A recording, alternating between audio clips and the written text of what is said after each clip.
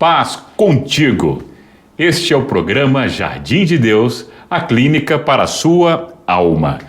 Hoje nós vamos falar sobre uma dor profunda, a carência afetiva. Pessoas que estão cercadas de amigos, de parentes e mesmo assim vivem vazias. Salmo 147:3 nos diz que Ele sara os quebrantados de coração e cura as suas feridas. A carência, ela faz as pessoas amar errado, escolher errado e aceitar menos do que merecem. Vamos entender hoje de onde nasce esse vazio e como Deus o cura. Dr. Francis, por que algumas pessoas têm tanta carência e afeto que elas chegam a se anular? É uma necessidade de se enquadrar no padrão que é estabelecido pelo outro e é um espelho de onde ela consegue se enxergar. Pensemos assim, a gente só se enxerga com o espelho, falando isso fisicamente, né? A gente só se enxerga com o espelho. E psicologicamente é semelhante. A diferença é que o espelho psicológico é o olhar do outro, o feedback do outro. A criança tem uma fase na vida dela chamada de estágio do espelho. É onde ela começa a se reconhecer e isso está ligado também ao reconhecimento que vem da própria identidade dela no olhar do outro. Junto com isso, vem a ideia de ser aceito, não aceito, né? Aceito ou rejeitado, querido, desejado, não desejado. Tudo isso vem com esse feedback. E existe um outro saber implícito nisso, é que eu preciso desse outro para sobreviver. Então eu junto as duas coisas. Eu tenho a ideia de que eu preciso do outro para sobreviver e sou desejado por esse outro. Ou preciso do outro para sobreviver e não sou bem aceito por esse outro.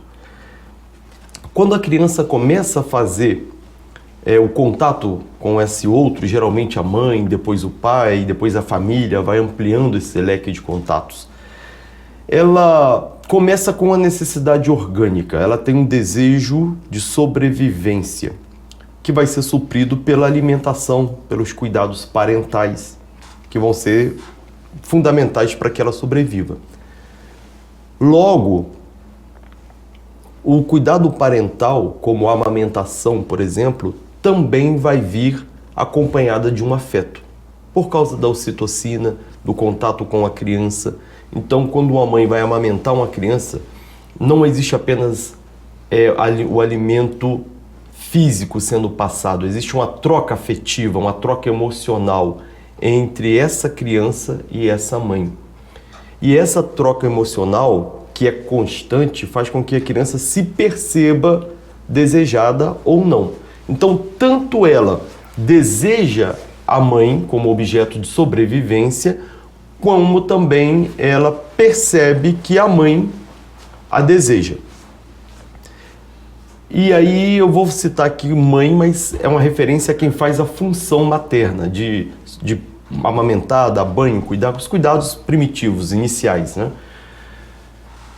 Associa-se então na mente da criança esses cuidados e o afeto como sendo algo fundamentais à sobrevivência. Eu preciso tanto do afeto quanto do leite para sobreviver. Fica associado. Agora imagina uma criança que está vindo de uma gravidez não desejada. Imagina uma criança que está vindo de uma gravidez que foi considerada fora da hora, porque os pais estão no ápice de uma ascensão profissional que demanda muito tempo. Ou uma criança que foi até planejada, mas com o intuito de segurar um casamento. Então o desejo não é pela criança em si, mas é pelo casamento que essa criança vai conseguir manter. Tudo isso vai levar com que a relação afetiva mãe-criança seja escalonada, onde a gente poderia até imaginar assim, um escalonamento onde a criança que é desejada pelo casal, planejada e chega no tempo certo, ela tem um grau de afetividade, recebe um grau de afetividade, de desejo manifesto no afeto, e aquelas que estão em situação de chegou fora da hora, menos. Chegou com a função de segurar casamento, menos. Chegou com a função de uma validação social de alguma coisa, menos. Isso é perceptível por essa criança. A partir daí, ela tem a sensação de que não é boa o suficiente. E ela vai buscar, então, esse afeto que ela sente que falta no outro. Ela vai querer extrair do outro esse afeto.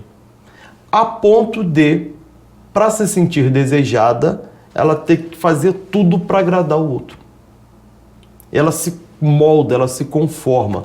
E esse nível de conformação, da mesma forma que o afeto é escalonado, a busca pelo afeto faltante também é escalonado. E ele pode chegar num nível em que ela precisa tanto arrancar o afeto do outro que ela perde a identidade para se moldar aos padrões do outro. Isso, com certeza, vai refletir como um padrão, vai se configurar num padrão, e ela vai levar isso para a vida adulta e para os demais relacionamentos da vida.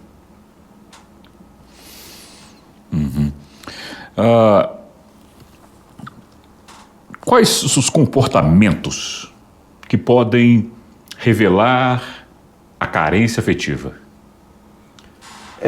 São vários, tá? Eu vou citar Sim. aqui o mais comum, que é a pessoa ter dificuldade de dizer não. Exemplo, ela tem muita vontade de dizer não para um determinado pedido que o outro lhe faz. Mas aí, na hora, ela começa a pensar o seguinte: o que ele vai pensar de mim se eu disser não? Como que ele vai reagir ao meu não? E aí ela acaba anulando a própria vontade de dizer não e diz um sim que atende à vontade do outro.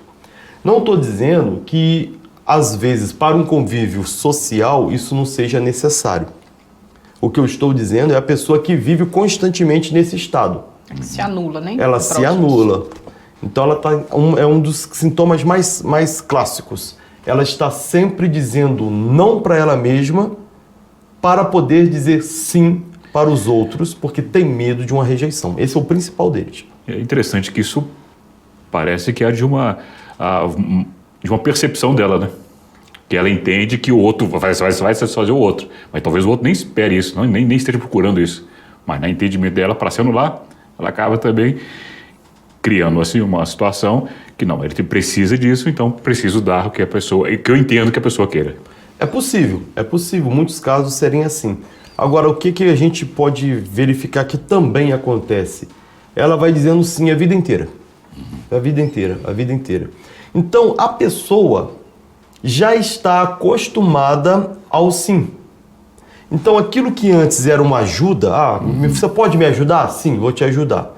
A pessoa sempre recebe esse sim, agora ela já cria uma expectativa do sim. Torna obrigação. Né? Uma obrigação, porque a expectativa vai virar uma certeza de que eu vou pedir e ela vai fazer. E aí, então, o dia que ela disser um não, vai haver uma frustração tão grande, porque a pessoa já esperava o sim, e já tinha aquilo como uma obrigação, você me deve fazer isso. E aí, né, quando você cria uma expectativa de que isso vai vir do outro, você cria um direito, né? É meu direito, eu vou te pedir, mas não é um favor. Embora eu peça como um favor, a minha expectativa é de que você vai cumprir isso como uma certeza. Eu já tenho certeza que você vai me atender.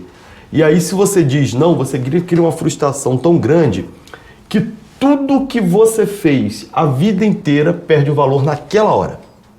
A pessoa só vai ficar com esse não que você deu e vai dizer assim: fulano nunca faz nada para mim. Fulano nunca me ajuda, nunca me atende. Ou até reconhece que um dia você fez, mas isso vale tão pouco porque você não fez mais do que a sua obrigação. E agora o não que você deu, ela vai levar por muito tempo, se não, para a vida inteira.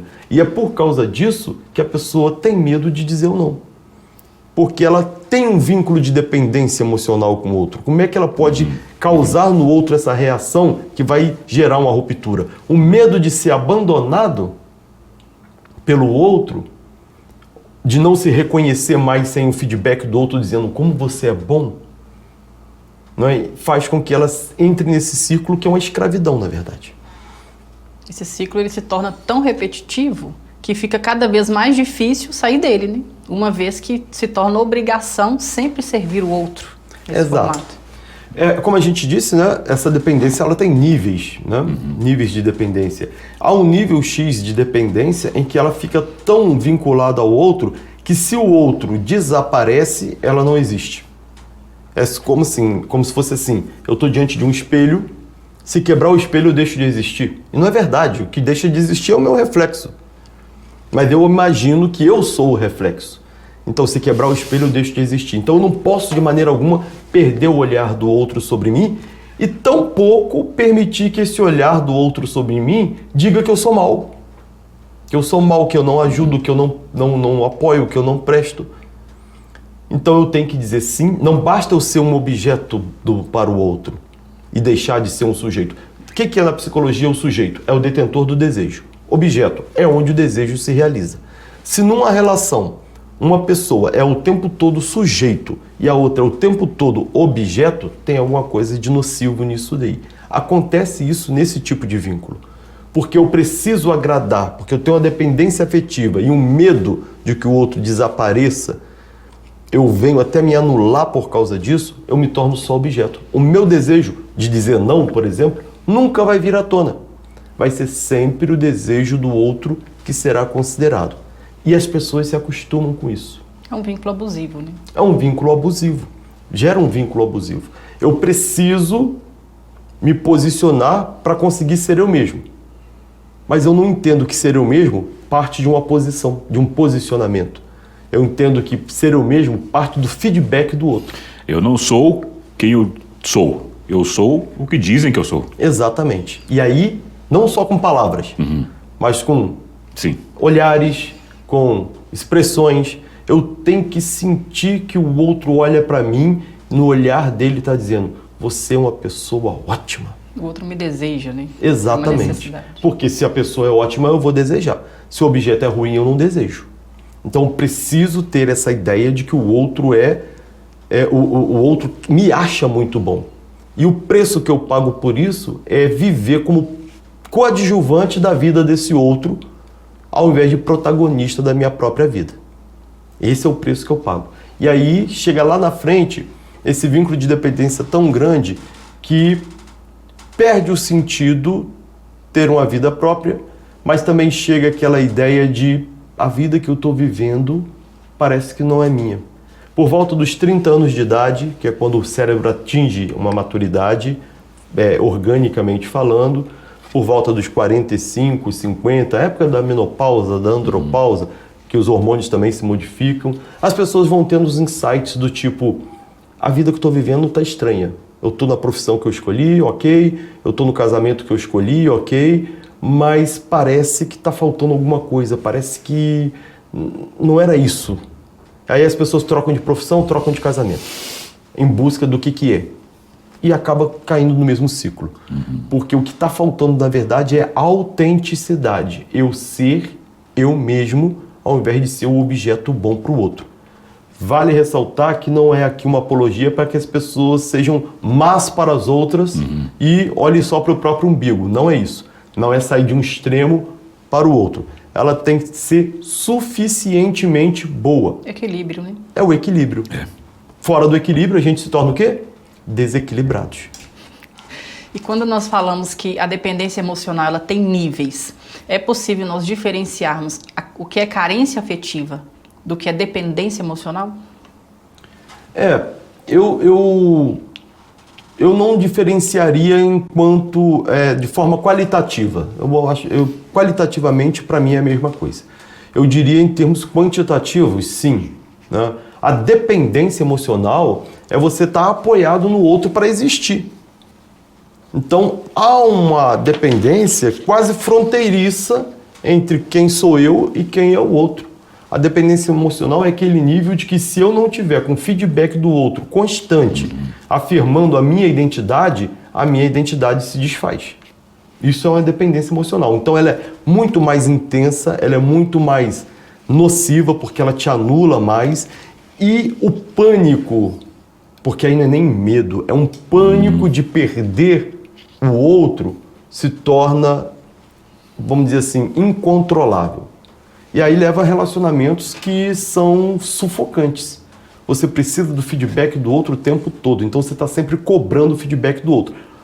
Se é um casal, o outro tem que dizer o tempo todo que ama, o tempo todo que está satisfeito, o tempo todo que gosta de estar nessa relação, e a pessoa provoca essa fala, cobra inclusive essa fala. Né? Você tem que dizer, tem que mostrar o tempo todo que me ama, porque senão eu vou te cobrar isso o tempo todo. Isso aí é dependência emocional.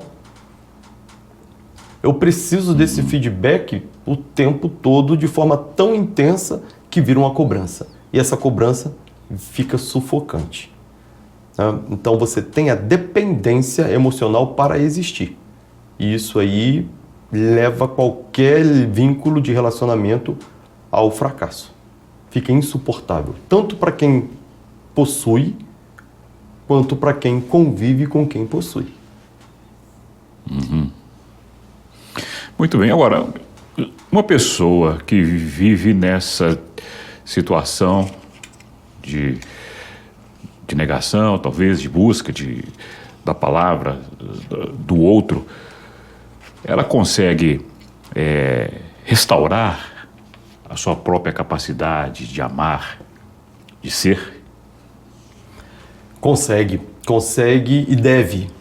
A Bíblia, ela fala assim sobre o amor ao próximo. É interessante, né? A questão do amor, ele vai para além de um sentimento. O amor humano é sentimento envolvido. O amor divino, ele vai para coerência. Ele passa de sentimento e se torna também coerência. Tanto é que geralmente a Bíblia associa amor a Deus à obediência, porque isso te leva a um vínculo de coerência. Eu amo a Deus, então eu tenho coerência nas minhas ações, no meu comportamento em relação a Deus, na minha relação com Deus.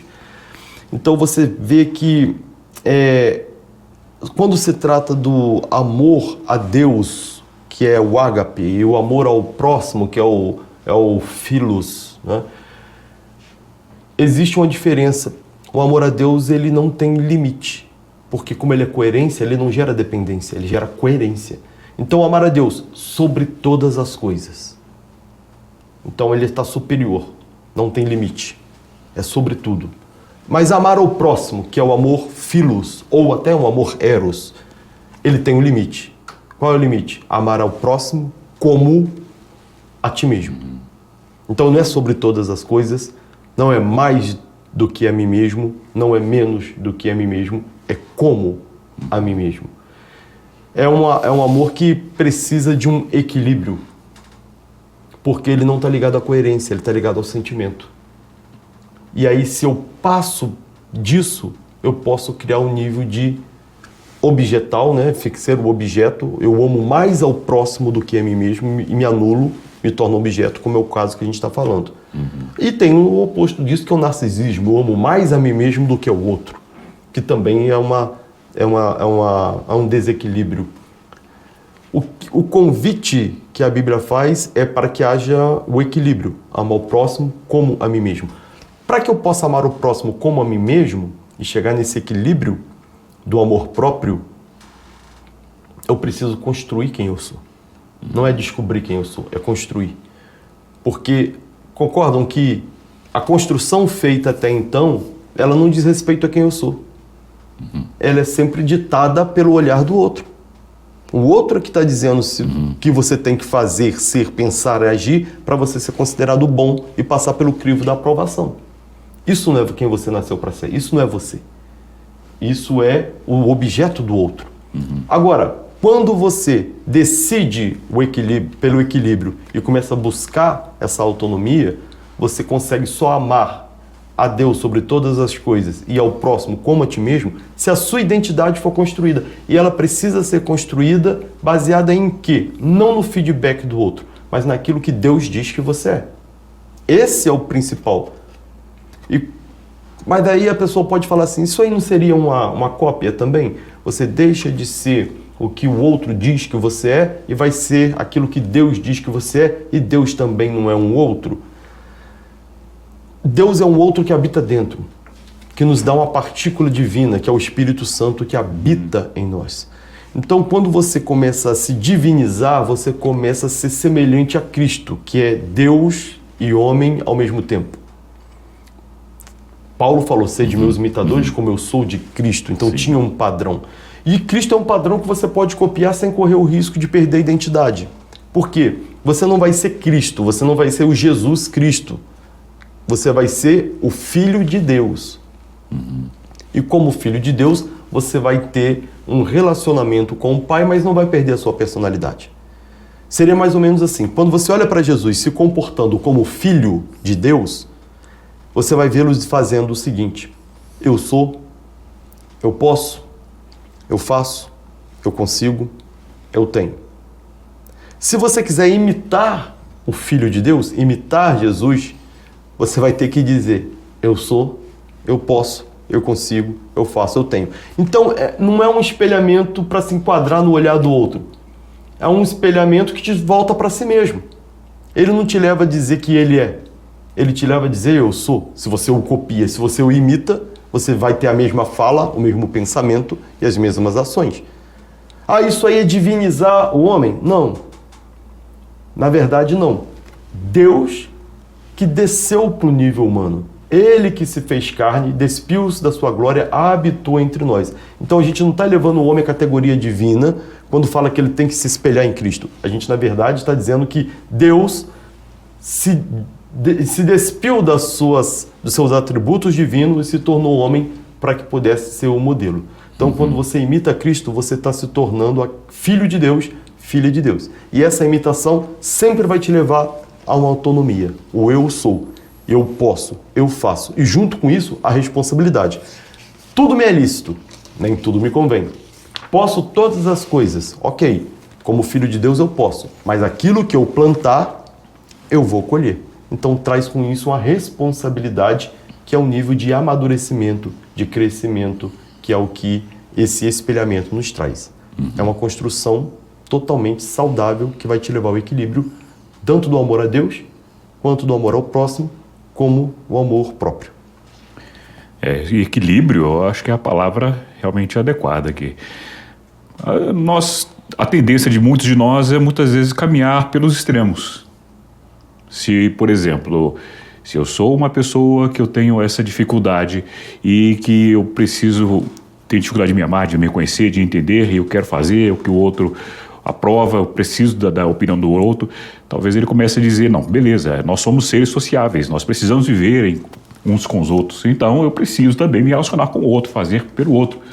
Então começa a entender, não, se eu for fazer diferente disso, eu vou fazer o contrário, eu vou começar a fazer eu que sou eu que importa, eu que sou a pessoa, Então é preciso justamente buscar esse equilíbrio de saber quem nós somos, como convivemos, como que nós recebemos de Deus, a nossa dependência de Deus e também na dada quantidade devida e satisfatória, também um tanto que eu tenho também independência e tenho a capacidade de dizer o que eu quero, o que eu não quero, o livre-arbítrio.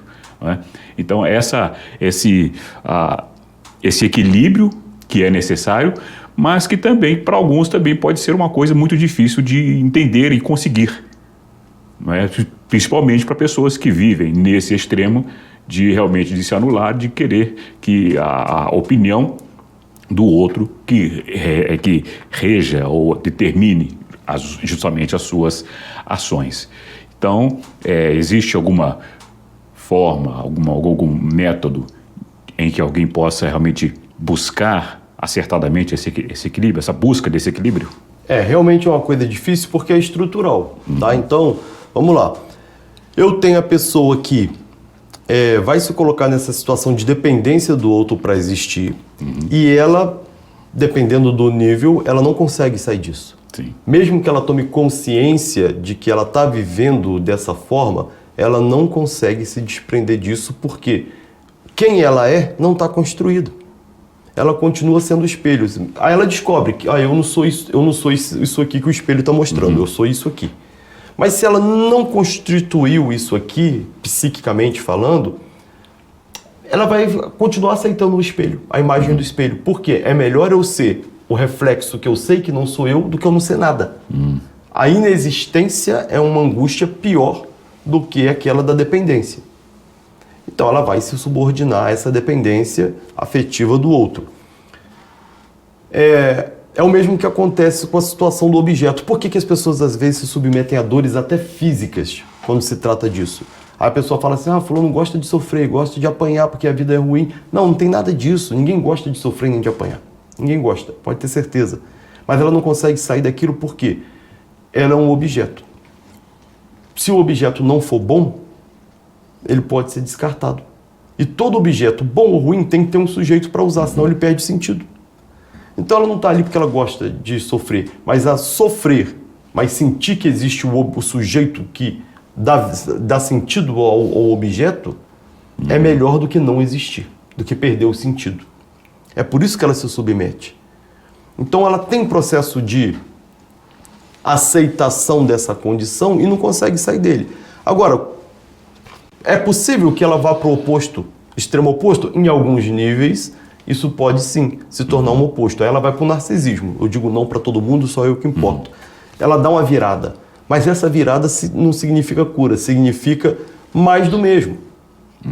É mais do mesmo. Eu tenho que ampliar a minha defesa contra essa vida objetal, porque eu descobri essa vida objetal, ela não está em níveis de dependência muito alto, eu consigo transformá-la numa independência que eu tenho que provar o tempo todo essa independência. É a mesma prisão. Porque é igual uma pessoa que tem tanta inferioridade que ela precisa colocar-se como superior o tempo todo. Por quê? Para poder trazer a compensação, não é equilíbrio. É o mesmo caso, a pessoa vai trazer uma compensação. Quanto mais dependente, mais que em níveis que ela consiga se libertar dele para o oposto, quanto maior, mais vai ser o grau de narcisismo, de individualidade. E não é sustentável. Daqui a pouco ela recai novamente, é cheio de altos e baixos. Se existe uma forma de mudar isso, existe, mas essa forma ela tem que ser através da construção da própria identidade, que vem de uma dessignificação da identidade antiga, uma ressignificação de uma nova identidade. Isso se faz com aspecto cognitivo, né? Pensar, ver, criar isso na mente, tem que sentir isso. Tem que ser validado pelo afeto para causar uma experiência profunda. Isso aí já é um empoderamento. E aí, a partir daí, ela tem uma neossignificação que é uma nova vida. Isso é o que o método Idren, da Clínica Jardim de Deus, faz com as pessoas. Em Cristo, eu posso encontrar esse equilíbrio? Isso é a conversão. É o tornar-se si mesmo. Muito bom. Essa é a palavra onde nós precisamos entender e buscar realmente esse equilíbrio, aonde Deus desperta em nós e nos faz enxergar aquilo que realmente somos, as capacidades que Ele nos deu quando nos criou. E algumas pessoas passaram por isso, viveram essa experiência, saíram do outro lado, como você vai poder ver nesse testemunho. Olá, a graça e a paz do Senhor Jesus. Meu nome é Marisa Ornelas, sou membro da Igreja Presbiteriana. E eu estava buscando de Deus um avivamento. E eu encontrei, através das palestras da Clínica Jardim de Deus. E eu creio que nada acontece por acaso, porque a palavra de Deus diz: e eis que todos os dias são contados, determinados, enquanto não havia nenhum deles. E Deus tem um propósito em cada vida aqui. Grandes coisas o Senhor fez por mim, grandes coisas o Senhor fez por nós, e por isso estamos alegres. Venham para a Clínica Jardim de Deus, receba mesmo a graça maravilhosa do Senhor Jesus. Meu nome é Clério Gonçalves, eu sou de Pirapora, Minas Gerais, e eu fiquei o ano inteiro escutando sobre a Clínica Jardim de Deus, e despertou a sua curiosidade em mim. Eu vim aqui experimentar para saber como é que é, e até então eu só tenho recebido experiências maravilhosas. É muito bom estar aqui na presença do Senhor, compartilhando histórias, compartilhando sonhos e recebendo essa bênção, recebendo esse louvor, essa maravilha. Se você sente que vive buscando no outro o amor que você não recebeu, nós queremos te convidar para a Clínica Jardim de Deus, para você encontrar a sua verdadeira identidade em Cristo. Acesse o nosso site www.clinicajardimdedeus.com.br e consulte a nossa agenda. Nós estamos também no Instagram, no @Clínica Jardim de Deus, onde você pode nos acompanhar e ter acesso a vários conteúdos que vão transformar o seu eu. Se você quer falar conosco ou saber mais e fazer a sua inscrição, você também pode nos procurar no WhatsApp 319-7220-9899. E você tem um encontro marcado para sarar as feridas da sua alma no culto Jardim de Deus, toda quinta-feira às 19h30 no Salão Diamante, na sede da Igreja Batista Getsemane. Deus deseja curar e restaurar suas relações e suas emoções. Então decida deixar Deus restaurar a sua alma. Eu espero encontrar você no próximo programa Jardim de Deus. Até lá, se Deus quiser.